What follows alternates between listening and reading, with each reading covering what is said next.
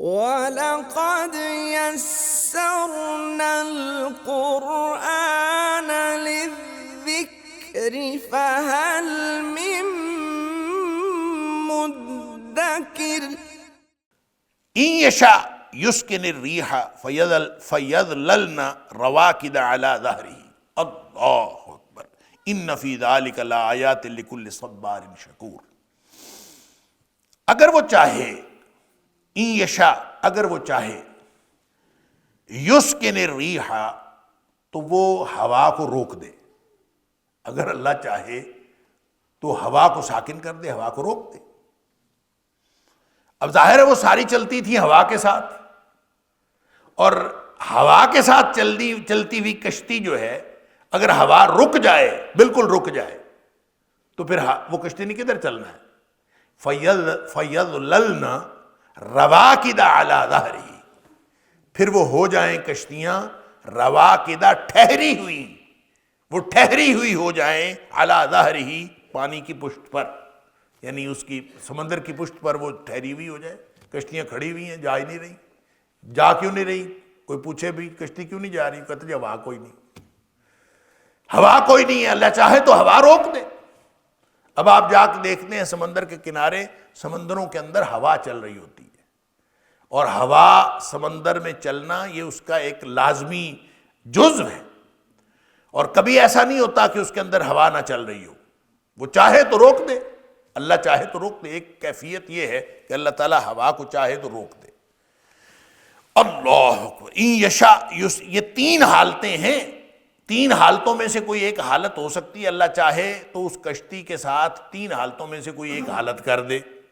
پہلی حالت تو یہ ہے، ان یشاء اگر وہ چاہے، یسکن الریح تو وہ ہوا کو روک دے، فَيَظْلَلْنَ رَوَاكِدَ عَلَى ظَهْرِهِ پھر وہ ہو جائیں رواکدہ ٹھہری ہوئی۔ یہ رواکد جو ہے راکدہ یرکدو باب ناصرہ سے ہے، راکدہ اس کی جمع ہے رواکد، تو ٹھہری ہوئی ہو جائیں علی ظہرہ اس کی پشت پر۔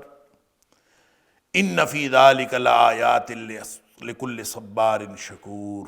اللہ اکبر، ان ساری باتوں میں نشانیاں ہیں۔ ان فی ذلک، اس ساری بات میں، لآیات یقیناً بہت ساری نشانیاں ہیں، لکل صبار شکور، کس کے لیے؟ ہر اس شخص کے لیے جو بہت زیادہ صبر کرنے والا ہو اور بہت زیادہ شکر کرنے والا ہو۔ جو بہت زیادہ صبر کرنے والا اور بہت زیادہ شکر کرنے والا ہے، اس کے لیے نشانیاں ہیں۔ ہر شخص کے لیے نشانیاں کوئی نہیں۔ لوگ دیکھتے ہیں کائنات کو، دیکھ کے وَقَيِّم مِّنْ آیَةٍ فِي السَّمَاوَاتِ وَالْأَرْضِ، کتنی ہی نشانیاں ہیں، لوگ دیکھتے ہیں ادھر ادھر زمین میں اور آسمان میں نشانیاں دیکھتے ہیں، وَهُمْ عَنْهَا مُعْرِضُونَ، لیکن وہ منہ پھیر کے چلے جاتے ہیں، کوئی توجہ ہی نہیں کرتا کہ کتنی نشانیاں ہیں۔ کتنی نشانیاں زمین و آسمان کے اندر پھرتی ہیں، لوگ توجہ نہیں کرتے۔ کون توجہ کرتا ہے؟ توجہ وہ کرتا ہے جو صبار اور شکور ہوتا ہے۔ صبار کون ہے؟ جو بہت زیادہ صبر کرنے والا۔ بہت زیادہ صبر کرنے والا وہ شخص جو مصیبتوں پہ بھی صبر کرتا ہے، اور کوئی چیز سمجھ نہ بھی آئے اس پر بھی صبر کرتا ہے، اس کو سمجھنے کے لیے کالی نہیں کرتا، جلدی نہیں مچاتا، وہ صبر کے ساتھ وہ نشانیوں کو دیکھتا ہے اور دیکھتا رہتا ہے۔ ایک صبار کا مطلب یہ نہیں ہے صابر نہیں ہوتا، صبار بہت زیادہ صبر کرنے والا۔ اور صبر کا لفظی معنی ہوتا ہے روک لینا، جو اپنے آپ کو، اس کے دل کے اندر ہزاروں چیزیں مچلتی ہیں لیکن وہ اپنے آپ کو روک لیتا ہے۔ شکور، اور پھر شکر کرنے والا، بہت زیادہ شکر کرنے والا، بہت زیادہ شکر کرتا ہے، اللہ کی نعمتوں پر شکر کرتا ہے، مصیبتوں پر صبر کرتا ہے، اس کو نشانیاں سمجھ میں آنا شروع ہو جاتی ہیں۔ آج بھی جو شخص اپنے اندر یہ دونوں صلاحیتیں پیدا کر لے، کون سی؟ صبار اور شکور، بہت زیادہ صبر کرنے والا بن جائے اور بہت زیادہ شکر کرنے والا بن جائے، یہی وہ بات ہے جو ابھی میں نے حدیث آپ کے سامنے رکھی کہ عجبا لامر المومن، مومن کا معاملہ بڑا عجیب ہے کہ اس کو جب اس کو کوئی خوشحالی پہنچتی ہے تو شاکارا، وہ شکر کرتا ہے، اور جب اس کو کوئی مصیبت پہنچتی ہے تو صبر، تو پھر وہ صبر کرتا ہے۔ یہ معاملہ مومن کے علاوہ کسی اور کے ساتھ نہیں ہوتے۔ عجبا لامر المومن وان امرہ کلہ خیر، اس کا سارا معاملہ ہی خیر ہے۔ اور ولیس ذاک لاحد الا المؤمن، یہ معاملہ مومن کے علاوہ کسی اور کے ساتھ نہیں ہوتا۔ اس کا مطلب ہے جو صبار ہوتا ہے، جو شکور ہوتا ہے، وہ کون ہوتا ہے؟ مومن ہوتا ہے۔ صبار اور شکور کون ہوتا ہے؟ مومن ہوتا ہے۔ تو اس کا مطلب ہے نشانیاں کس کی سمجھ میں آتی ہیں؟ مومن کی سمجھ میں آتی ہیں۔ اور جس شخص نے ایمان کے ساتھ اپنا کوئی تعلق نہ رکھا ہوا ہو، اس کو یہ نشانیاں سمجھ میں نہیں آتی۔ اور جس شخص کو جتنا زیادہ ایمان آتا جاتا ہے، اللہ اکبر، اس کی سمجھ میں کائنات کی ہر چیز، پوری کائنات کی تفہیم حاصل ہوتی ہے، اس کو اللہ کی معرفت حاصل ہوتی ہے۔ اگر وہ صبار اور شکور ہو تو اس کا مطلب یہ ہے کہ جہاں جو اللہ کریم نے یہ نشانیاں بیان فرمائیں، تو اس کا مطلب یہ ہے کہ میں اور آپ، ہم سب اگر صبار اور شکور بن جائیں تو اس کا نتیجہ یہ ہوگا کہ ہم مومن بن جائیں گے۔ صبار اور شکور بننا گویا مومن بننا ہے، اور جو مومن بنتا ہے اس کی سمجھ میں یہ کائنات کی نشانیاں آنا شروع ہو جاتی ہیں، قرآن بھی اس کی سمجھ میں آنا شروع ہو جاتا ہے، اور کائنات کی تفہیم بھی اس کو حاصل ہونا شروع ہو جاتی ہے جب اللہ تعالیٰ دل میں ایمان پیدا کرتا ہے۔ اور ایمان کیسے پیدا ہوتا ہے؟ جو شخص اپنے اندر ایمان والی صفات پیدا کرتا ہے۔ ان فی ذلک لآیات لکل صبار شکور، پھر کوئی ایکسیپشن نہیں رہتا باقی کہ کچھ صبر کرنے والوں اور شکر کرنے والوں کی سمجھ میں آئے اور کچھ صبر کرنے والوں اور شکر کرنے والوں کی سمجھ میں نہ آئے، یہ نہیں ہے۔ لکل صبار شکور، ہر وہ شخص جو اپنے اندر یہ صلاحیتیں پیدا کرتا ہے، یہ خصوصیات پیدا کرتا ہے، اللہ تعالیٰ اس کے اندر وہ صلاحیت پیدا کر دیتا ہے۔ اللہ اکبر۔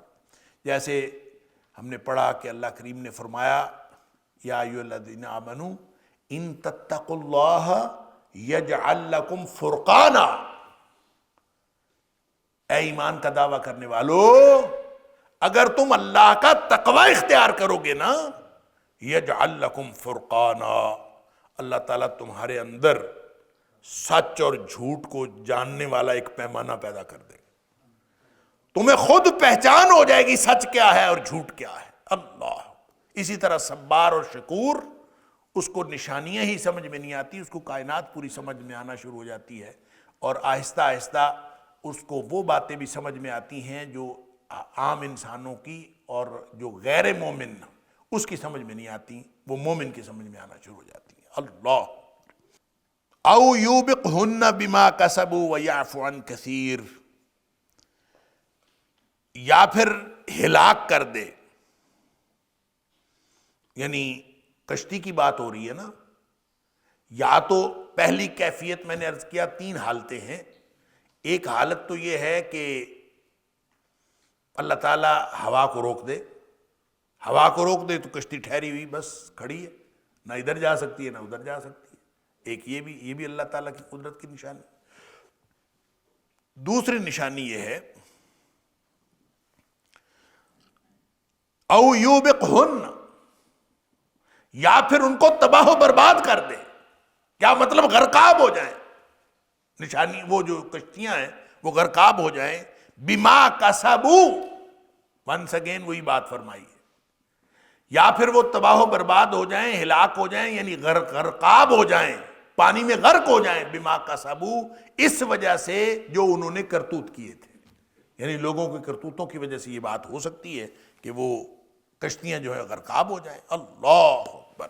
جیسے اللہ کریم نے سورہ یونس کے اندر فرمایا، اللہ حتی اذا کنتم فی الفلک وجرین بہم بریح طیبۃ وفرحوا بہا، یعنی ہو سکتا ہے کہ تم کشتی پہ سوار ہو، کشتی جا رہی ہے، بڑی خوشی، بڑے اس پر اتراتے ہیں لوگ کہ ہمارا جہاز بڑا شاندار چل رہا ہے، سبحان اللہ، اور ریح طیبہ، اللہ تعالیٰ فرماتا ہے بریح طیبۃ، یعنی بڑی شاندار ہوا ہے، اس شاندار ہوا میں وہ چل رہی ہے، اور ایک دم کیا ہوتا ہے، جاءتھا ریح عاصف، ایک دم شدید آندھی آ جاتی، شدید ہلا کے رکھ دینے والی ہوا آ جاتی ہے، بریح عاصف.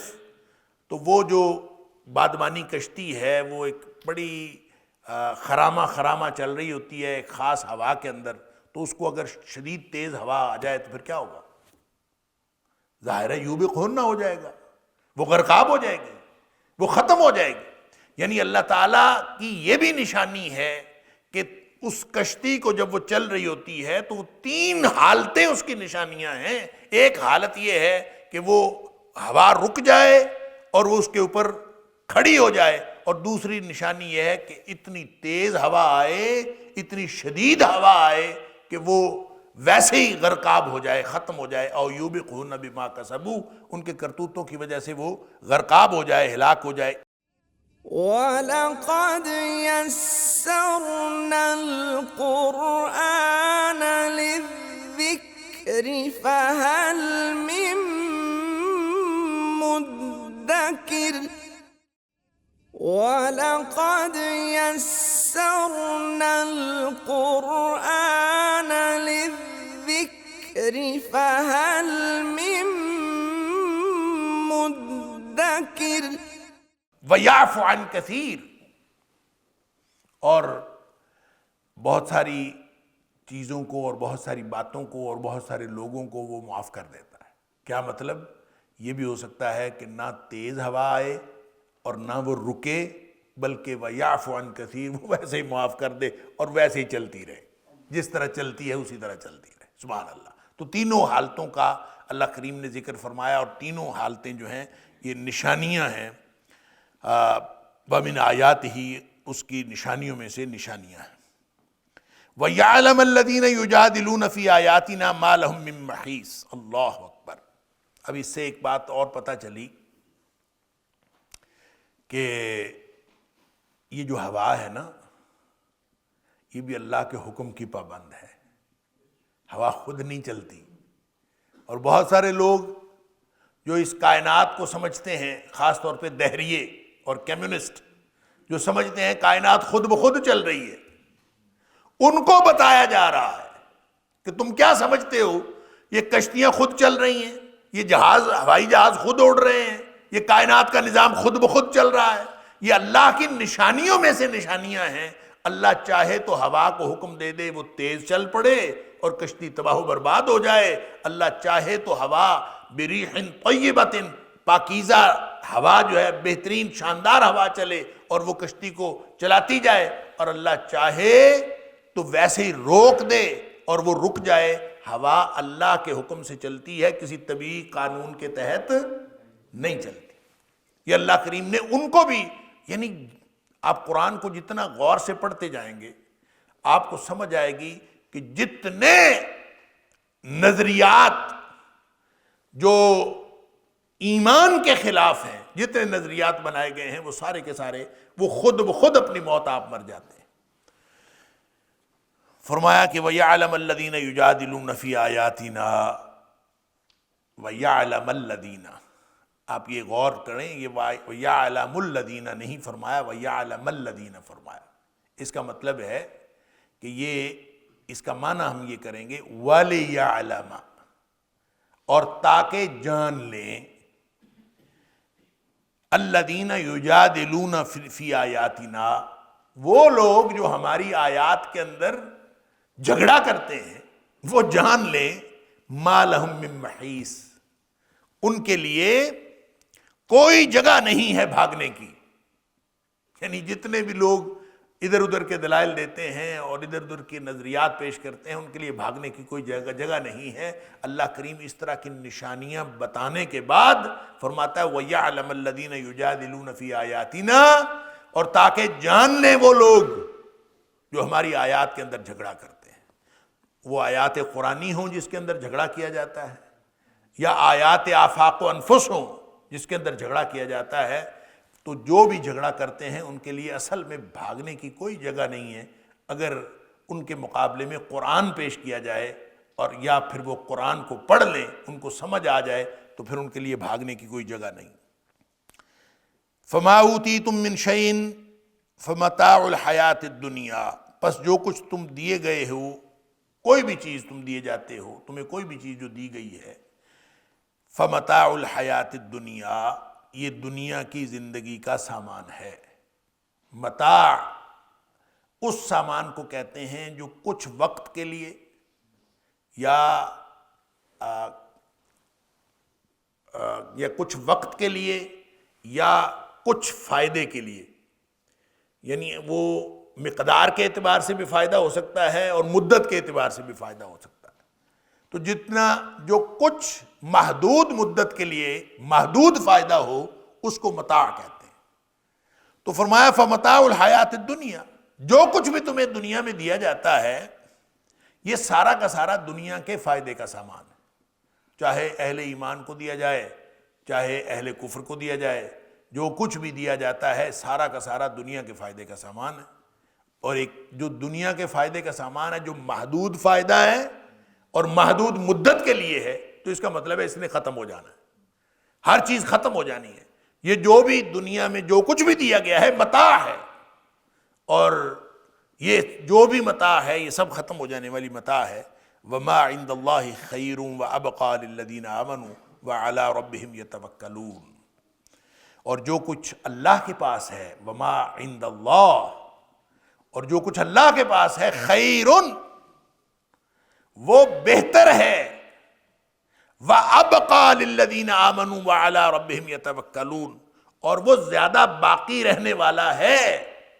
یہ متاع تو ختم ہو جانے والی ہے، جو اللہ کے پاس نعمتیں ہیں وہ باقی رہنے والی ہیں۔ للذین آمنوا، ان لوگوں کے لیے جو ایمان لائے، وعلی ربہم یتوکلون، اور اپنے رب کے اوپر بھروسہ کرتے ہیں، ان کے لیے ہیں۔ گویا بتایا یہ جا رہا ہے کہ یہ جو متاع الحیات الدنیا ہے نا، متاع الحیات الدنیا، یہ کافر کو بھی ملتا ہے، یہ مومن کو بھی ملتا، یہ سب کو ملتا، اس کے اندر کوئی تخصیص نہیں ہے۔ لیکن جو آخرت میں ہے وہ صرف مومنوں کو ملتا۔ فرمایا وما عند اللہ خیر، جو اللہ کے پاس ہے وہ بہتر ہے، وابقى للذین آمنوا، وہ اہل ایمان کے لیے ہے، وعلی ربہم یتوکلون، اور ان لوگوں کے لیے ہے جو اپنے رب کے اوپر بھروسہ کرتے ہیں۔ گویا آخرت میں جو ملے گا وہ صرف اہل ایمان کو ملے گا، دنیا میں جو ملتا ہے وہ سب کے لیے متاع ہے۔ اللہ اکبر۔ نبی اکرم صلی اللہ علیہ وآلہ وسلم نے فرمایا، دیکھیں اللہ تعالیٰ جو ہے رحمان الدنیا والآخرہ، اللہ دنیا میں بھی رحمت کرتا ہے، آخرت میں بھی رحمت کرے گا، لیکن ایک رحمت اس کی وہ ہے جو دنیا میں ہے، جو سب لوگوں کے لیے ہے، جس کے بارے میں نبی کریم صلی اللہ علیہ وسلم نے فرمایا کہ اللہ تعالیٰ نے اپنی رحمت کے 100 حصے کیے، 100 حصے کر کے 99 اپنے پاس رکھیں اور رحمت کا ایک حصہ دنیا میں نازل کیا۔ اللہ اکبر۔ جعل اللہ الرحمت، اللہ 100 جزء، اللہ نے اپنی رحمت کے 100 حصے کیے اور زمین پر نازل کیا ایک جز، اللہ، ایک حصہ۔ وَأَمْسَكَ عِنْدَهُ 99، جو 99 ہیں وہ اللہ کریم نے اپنے پاس رکھے۔ اب 99 اپنے پاس ہیں، ایک حصہ زمین پہ نازل کیا ہے۔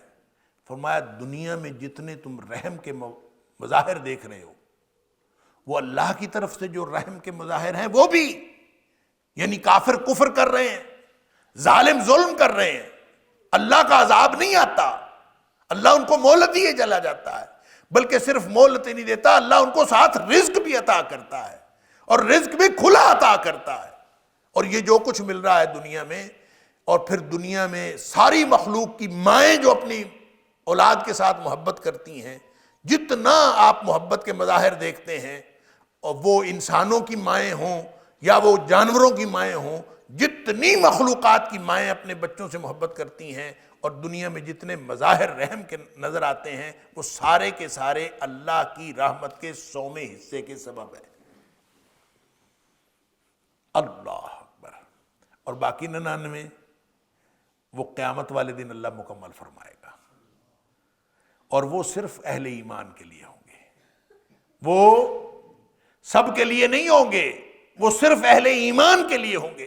لہذا دنیا میں جو اللہ تعالیٰ نے متاع رکھی ہے، فمتاع الحیات الدنیا، یہ ساری دنیا کے لیے ہے، یہ مومنوں کے لیے بھی، غیر مومنوں کے لیے بھی، سب کے لیے، بلکہ بعض اوقات تو ہم دیکھتے ہیں کہ غیر مومنوں کو زیادہ ملی ہوئی ہے، یہ متاع ہے نا جو، یہ غیر مومنوں کو زیادہ ملی ہوئی، انسان دھوکے میں مبتلا ہو جاتا، انسان کی نظریں چندھیا جاتی ہیں کہ یہ کیا مسئلہ ہے، کافر جو ہے وہ خوشحالی میں ہے، مومن تنگ دستی میں ہے، یہ کیا معاملہ ہے؟ تو اللہ کریم نے فرمایا لا یغرنک تقلب الذین کفروا فی البلاد،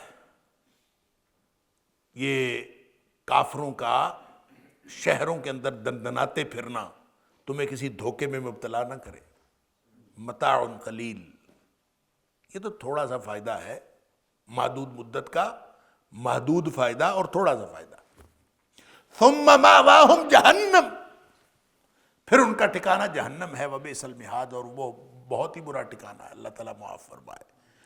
لہذا دنیا میں جو کچھ مل رہا ہے یہ سارے کا سارا متاع ہے، متاع الحیات الدنیا، وما عند اللہ خیر وابقى للذین آمنوا وعلی ربہم یتوکلون، اور جو کچھ اللہ کے پاس ہے وہ بہتر ہے اور باقی رہنے والا ہے، اور لیکن ہے کن کے لیے؟ للذین آمنوا وعلی ربہم یتوکلون، وہ ہر کسی کے لیے نہیں ہے، وہ صرف ان لوگوں کے لیے جو ایمان لائے اور اپنے رب کے اوپر توکل کرتے ہیں، بھروسہ کرتے ہیں۔ اللہ اکبر۔ وَلَقَدْ يَسَّرْنَا الْقُرْآنَ لِلذِّكْرِ فَهَلْ مِن مُّدَّكِرٍ وَلَقَدْ يَسَّرْنَا الْقُرْآنَ لِلذِّكْرِ فَهَلْ مِن مُّدَّكِرٍ والذین یجتنبون کبائر الاثم، اب یہاں سے اہل ایمان کے اوصاف بیان ہوئے ہیں، وہ کون لوگ ہیں جو ایمان والے ہیں، ان کے لیے ہیں قیامت والے دن کی نعمتیں، خیر اور ابقا، وما عند اللہ خیر وابقا للذین آمنوا، اہل ایمان کے لیے ہیں وہ سب کچھ۔ ان کی نشانیاں کیا ہیں؟ اس کی پہلی نشانی تو بتا دی، وعلی ربہم یتوکلون، رب پر توکل کرتے ہیں۔ اللہ اکبر۔ ان کا توکل اور بھروسہ وہ دنیا پر نہیں ہوتا، وہ ان کا یا مادی چیزوں پر، مادی دنیا پر ان کا بھروسہ نہیں ہوتا، وہ مادی اسباب استعمال تو کرتے ہیں لیکن بھروسہ مسبب الاسباب پر رکھتے ہیں۔ وعلی ربہم یتوکلون کا یہ معنی ہے، توکل اور بھروسہ۔ یہ بات میں پہلے بھی کئی دفعہ کہہ چکا ہوں کہ جب تک انسان کو مادی اشیاء پر بھروسہ رہتا ہے نا، چاہے وہ تھوڑا سا ہی رہے، کہ آپ سمجھیں کہ میرے پاس فلاں چیز ہے میں کر لوں گا، دنیا کی کوئی بھی چیز آپ کے پاس ہے اور آپ کا اس کے اوپر انحصار ہے، وہ ذرا سا بھی ہو، تو آپ کا اللہ پر کامل بھروسہ نہیں ہو سکتا۔ اللہ پر کامل بھروسہ اس وقت ہوتا ہے جب انسان کو مادی اسباب سے کامل مایوسی ہو جائے۔ جب تک مایوسی کامل نہیں ہوتی اس وقت تک اللہ پر بھروسہ کامل نہیں ہوتا۔ دنیا پر جب آپ کسی بھی چیز پر بھروسہ رکھتے ہیں، آپ کا توکل جو ہے وہ بھروسہ مادی اسباب پر ہے یا مادی اسباب میں سے کسی ایک سبب پر ہے، تو آپ کہتے ہیں ہاں ہمارے پاس تو یہ فلاں ذریعہ ہے میں کر لوں گا۔ بس جب آپ نے دنیا کے اسباب پر بھروسہ رکھا تو اس کا مطلب ہے اللہ پر کامل بھروسہ نہیں ہے۔ تو جو اہل ایمان ہوتے ہیں نا، وہ علی ربہم یتوکلون، وہ اپنے رب پر ہی بھروسہ رکھتے ہیں۔ یعنی یہ بات میں نے پہلے بھی کئی دفعہ عرض کی کہ قرآن نے جب کبھی توکل کی بات کی ہے تو یہ نہیں کہیں بھی فرمایا کہ یتوکلون علی ربہم، سیدھا فقرہ تو یہ بننا چاہیے یتوکلون علی ربہم، وہ بھروسہ رکھتے ہیں اپنے رب پر، ویتوکلون علی اللہ، وہ اللہ پر بھروسہ رکھتے ہیں۔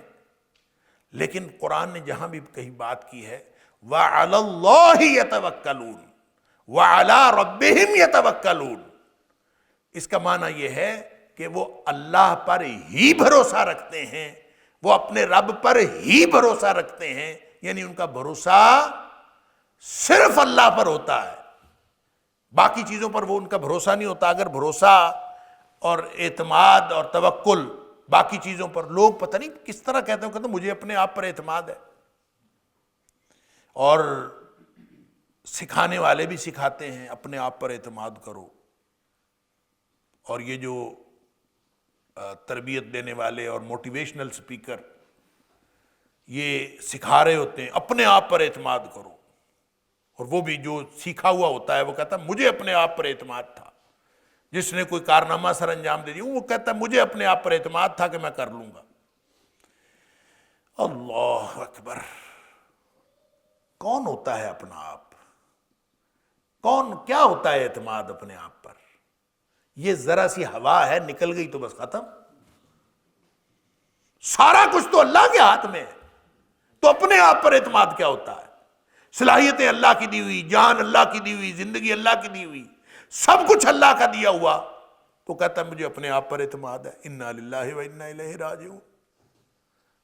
آپ یہ کہیں مجھے اللہ کی دی ہوئی صلاحیتوں پر اعتماد ہے، آپ یہ کہیں مجھے میرے اللہ پر اعتماد ہے، اللہ پر اعتماد ہے تو ٹھیک ہے، اللہ پر اعتماد، وَعَلَىٰ رَبِّهِمْ يَتَوَكَّلُونَ، اپنے رب پر، مسبب الاسباب پر بھروسہ، اسباب کا استعمال، اور سارے اسباب جو اللہ نے دیے ہیں وہ استعمال کے لیے دیے ہیں، کوئی سبب چھوڑ کے نہیں بیٹھ جانا کہ میرا تو جی اللہ پر بھروسہ ہے میں تو کچھ نہیں کرتا، نہیں، اللہ نے یہ سارے اسباب استعمال کے لیے دیے ہیں۔ آپ کی جو اپنی صلاحیتیں ہیں یہ بھی استعمال کے لیے ہیں، جو ارد گرد پھیلی ہوئی دنیا میں اسباب ہیں یہ سارے حلال اسباب استعمال کے لیے دیے ہیں۔ هو الذی خلق لکم ما فی الارض جمیعا، اللہ نے زمین میں جو کچھ ہے سب کچھ تمہارے لیے بنایا ہے، لہٰذا ان اسباب کو استعمال کرنا ہے، لیکن استعمال کرتے ہوئے کبھی یہ خیال نہیں کرنا کہ میرا یہ کام اس طرح کس کے ذریعے سے ہوگا، بلکہ بھروسہ اللہ پر رکھنا ہے کہ میرا کام اللہ نے کرنا ہے، یہ اسباب بھی اس نے بنائے ہیں، جس نے اسباب پیدا کیے ہیں وہی میرا کام بنائے۔ یہ ہے توکل کا معنی۔ اب یہ اگلی نشانیاں دیکھ لیجئے۔ دوسری نشانی یہ ہے کہ والذین یجتنبون کبائر الاثم، وہ لوگ جو اہل ایمان ہوتے ہیں وہ بڑے گناہوں سے پرہیز کرتے ہیں۔ یجتنبون، وہ اجتناب کرتے ہیں، بچتے ہیں، کبائر الاثم، بڑے گناہوں سے، بڑے گناہوں سے بچنے والے ہیں۔ اللہ اکبر۔ یہ جو بڑے گناہوں سے بچنے کا فلسفہ ہے نا، یہ پتہ ہے کیا ہے کہ اگر بڑے گناہوں سے، ان کو کبیرہ گناہ کہتے ہیں، اور کبیرہ گناہوں سے اگر انسان بچ جائے اور کبیرہ گناہوں سے بچنے کا عزم کر لے کہ میں نے بڑا گناہ نہیں کرنا، تو اللہ کا قانون یہ ہے کہ اللہ چھوٹے چھوٹے گناہ خود ہی معاف کر دیتا، یہ اللہ کا قانون ہے۔ لہذا اہل ایمان جو ہیں انہوں نے اپنے اوپر گرہ لگائی ہوتی ہے، نہیں کرنا، بڑا گناہ نہیں کرنا، اور جب بڑا گناہ نہیں کرنا تو چھوٹے گناہ پھر اللہ تعالیٰ معاف کر دیتا ہے۔ یہ سورہ نساء کی آیت نمبر 31 اور سورہ نجم کی آیت نمبر 32، اس کے اندر یہ قانون بیان ہوا ہے، یعنی ان تجتنبوا کبائر ما تنہون عنہ، اگر تم بچو گے ان بڑے بڑے گناہوں سے جن سے منع کیا گیا ہے، نکفر عنکم سیئاتکم وندخلکم مدخلا کریما، تو ہم تمہارے چھوٹے گناہ ویسے ہی معاف کر دیں گے اور تمہیں جنت میں داخل کر دیں گے۔ سبحان اللہ، یہ ہے قانون اللہ کا۔ اور وہاں سورہ نجم کے اندر فرمایا کہ جو اہل ایمان ہیں وہ کبائر سے بچتے ہیں اور فواحش سے بچتے ہیں الا اللمم، سوائے اس کے کہ چھوٹے گناہوں سے، چھوٹے گناہوں میں داخل ہو جائے۔ لمم اصل میں اس گناہ کو کہتے ہیں جو تھوڑی دیر کے لیے ہو، یعنی تھوڑی دیر کے لیے آپ کبھی کوئی مومن جو ہے وہ بہک سکتا ہے، لیکن گناہ پر اصرار نہیں کرتا. ذرا سا گناہ کبھی ہوا تو جو ہی اس کو ہوش آتا ہے وہ گناہ سے معافی مانگ لیتا, معافی مانگ کر پھر وہ واپس آ جاتا ہے کہ میں نے گناہ نہیں کرنا. اور بڑے گناہوں سے تو وہ ویسے ہی بچتے ہیں, چھوٹا موٹا گناہ کبھی کچھ دیر کے لیے اس سے ہو جائے تو وہ پھر اس کو چھوڑ دیتے ہیں, معافی مانگ دیتے ہیں. تو جو شخص یہ طریقہ اختیار کرتا ہے جو اللہ کریم نے سورہ نساء کی آیت نمبر 31 کے اندر اور سورہ نجم کی آیت نمبر 32 کے اندر بیان فرمایا, اور یہاں یہ جو آیت نمبر 37 ہے اس کے اندر اللہ تعالیٰ نے بیان فرمایا وَالَّذِينَ يَجْتَنِبُونَ كَبَائِرَ الْإِثْمِ, بڑے بڑے گناہوں سے بچتے ہیں. لہٰذا اہل ایمان کو جو گرہ لگانی چاہیے, کبھی بھی کبیرہ گناہ کا ارتکاب نہیں کرنا چاہیے. جب کبیرہ گناہ کا ارتکاب سے بچ جائیں گے تو اللہ کا قانون یہ ہے کہ چھوٹے چھوٹے گناہ وہ ویسے معاف کر دیں. اور چھوٹے گناہ معاف کرنے کے لیے اس نے بڑا نظام بنایا ہوا ہے. سبحان اللہ. نبی کریم صلی اللہ علیہ وسلم نے فرمایا جو شخص ایک نماز پڑھتا ہے پھر دوسری نماز پڑھتا ہے, درمیان میں آنے والے سارے چھوٹے گناہ معاف ہو جاتے ہیں. جو شخص ایک جمعہ پڑھتا ہے اگلا جمعہ پڑھتا ہے, درمیان میں آنے والے چھوٹے چھوٹے گناہ سارے معاف ہو جاتے ہیں. بلکہ نبی کریم صلی اللہ علیہ وسلم نے فرمایا ایک شخص وضو کرتا تو وضو کے دوران اس کے سارے گناہ معاف ہو جاتے ہیں. اس نے ہاتھ دھوئے, ہاتھوں کے گناہ معاف. اس نے چہرہ دھویا, اس نے کلی کی, اس کے گناہ معاف ہوتے رہتے ہیں. اللہ اکبر. بلکہ ایک حدیث میں آتا ہے کہ جب انسان وضو کرتا ہے اس وقت بھی گناہ معاف ہوتے ہیں, اور جو باقی گناہ رہ جاتے ہیں نا وہ پھر ایک گٹھڑی کی صورت میں اس کے اوپر آ کے کھڑے ہو جاتے ہیں, اور وہ انتظار کر رہے ہوتے ہیں کہ اب یہ نماز پڑھے گا.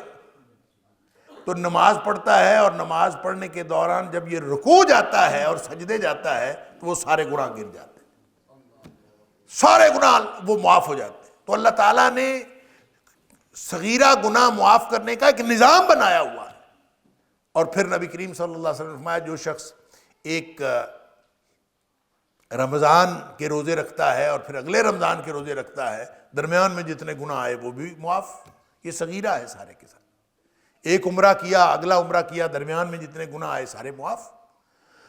تو اللہ تعالیٰ نے یہ نظام بنایا ہے تطہیر کا, اور ایک یعنی لوگوں کے گناہ معاف, اہل ایمان کے گناہ معاف کرنے کا. لیکن یہ اس وقت ہے جب انسان بڑے گناہوں سے بچ رہا ہو, کبیرہ گناہوں سے انسان بچ رہا ہو. إن هذا القرآن يهدي للتي هي أقوم ويبشر المؤمنين الذين يعملون الصالحات أن لهم أجرا كبيرا